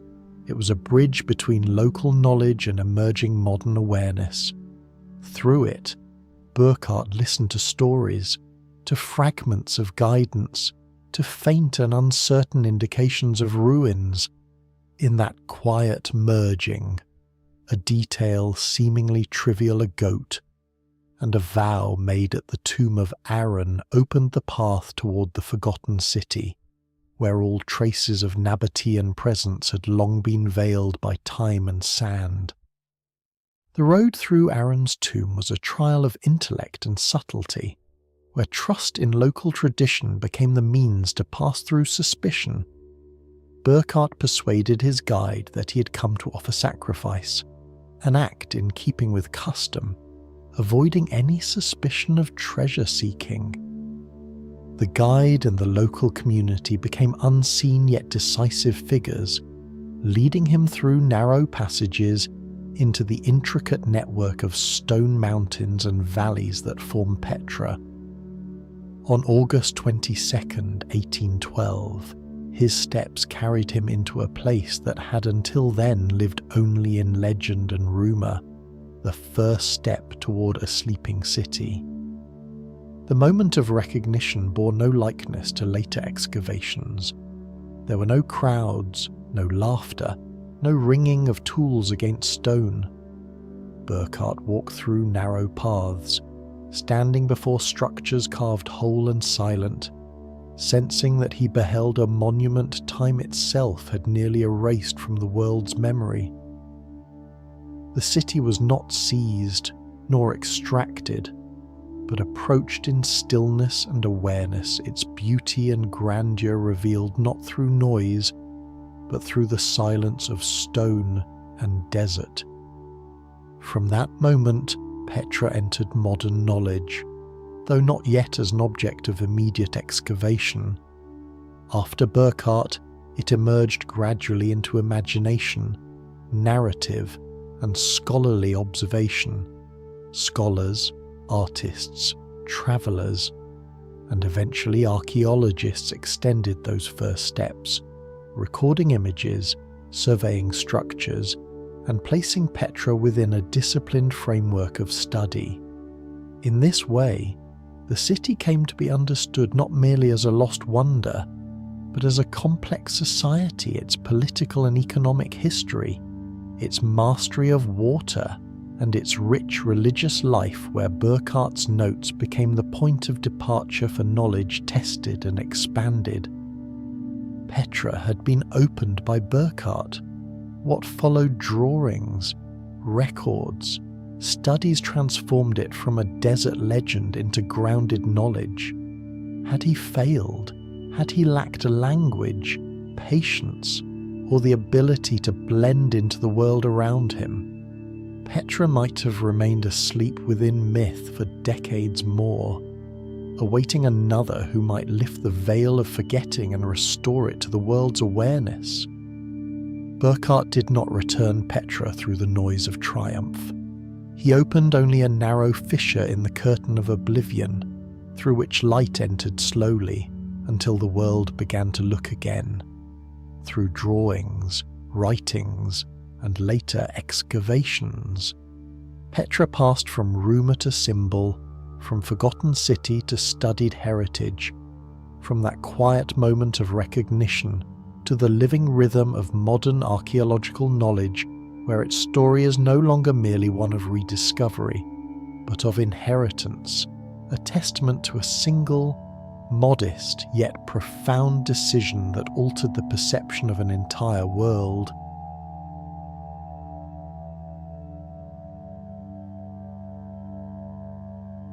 Petra today is no longer simply an archaeological ruin set amid the deserts of Jordan, but a place to which the world comes in wonder to witness the union of nature, history, and human ingenuity.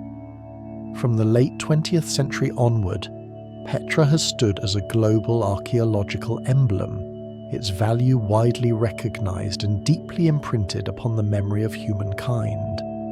It exists in two parallel currents. One, a symbol of the past, preserving the memory of the Nabataeans, their trade routes, rock-cut architecture, and intricate water systems within an arid land.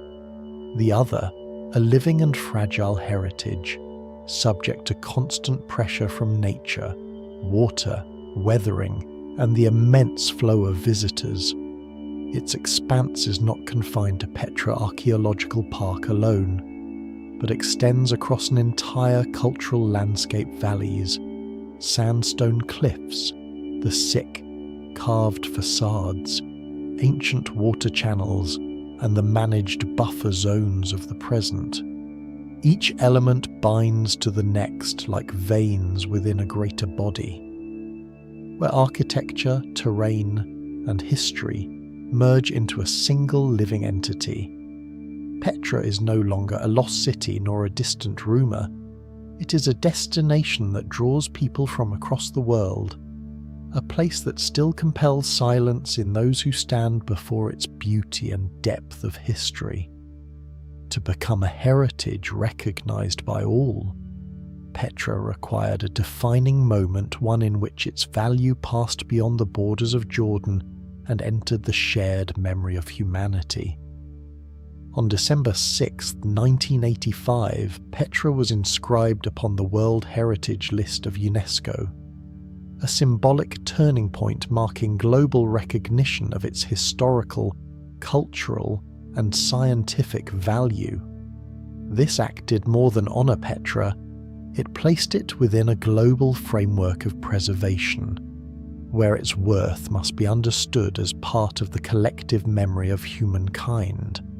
The state of Jordan, alongside its heritage authorities, assumed direct responsibility for its protection, management, and reporting before the international community, reflected in state of conservation reports and evolving integrated management plans. Nearly 2 centuries after Burckhardt's rediscovery, Petra was no longer merely a site to admire or study. It had to be safeguarded, managed, and preserved as a living memory, where every detail of terrain, architecture, and water engineering forms part of humanity's shared inheritance. The year 1985 marked a fundamental transformation. Petra moved beyond national boundaries and became a World Heritage Site, its value entrusted to all generations. The global value of Petra lies not only in the beauty of Khazneh or the refinement of its carved facades, but in the blending of Eastern traditions with Hellenistic architecture, in its role as a central Nabataean caravan city linking Arabia, Egypt, and Syria-Phoenicia, and in its sophisticated management of water within an arid environment. The union of rock-cut architecture, hydraulic engineering, Nabataean history, and a landscape stretching from prehistory through the Byzantine age into the present renders Petra a complete cultural landscape. It cannot be preserved in fragments. It must be protected as an interconnected system of ecology, history and culture, research, monitoring, conservation, and development control are undertaken by archaeologists, preservation specialists, and Jordanian authorities, guided by integrated management plans to ensure that Petra remains open to visitors while retaining its outstanding universal value. It has become a test of humanity's cultural memory, not whether beauty is seen, but whether discipline exists to preserve it against time and modern pressure. The pressures upon Petra today are greater than ever. Its global renown stands alongside mounting threats, both natural and human. Flash floods, erosion, the weathering of sandstone, the burden of mass tourism, and surrounding urban development all threaten the integrity of its landscape. Events such as the flash floods of 2018 revealed the vulnerability of the site, prompting renewed urgency in conservation planning and comprehensive management strategies. Specialists study stone, water, and geological risk, while Jordanian authorities coordinate protection, planning, and visitor management.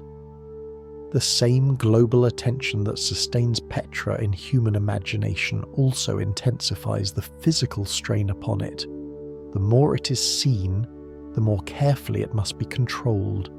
Stone surfaces endure greater wear, pathways demand stricter management, and natural hazards require scientific vigilance. Thus, Petra's modern success is not an ending, but the beginning of a more complex and weighty responsibility, requiring a delicate balance between preservation, use, and education. The culmination of this chapter lies in a quiet paradox to be remembered. Petra must be opened. The more it is opened, the more strictly it must be protected. This paradox mirrors its entire history, once built in concealment, once forgotten, then rediscovered, and now learning to endure beneath the gaze of millions. Petra stands today as a symbol of Jordan, one of the world's most renowned archaeological sites, a World Heritage Site, and at the same time a long-term challenge of preservation. Humanity admires its beauty while bearing the responsibility of safeguarding its enduring value. Its global appeal is matched by a profound fragility, where every decision in management and conservation shapes its continued existence.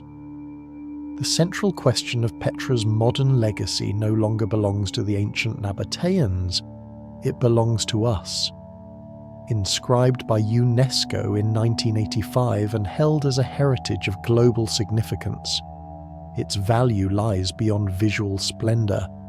Its rock-cut architecture, its water systems, its Nabataean past, its Roman Byzantine layers, and its entire cultural landscape must be preserved together. Modern stewardship addresses both natural and human heritage, archaeology and tourism, water management and visitor control.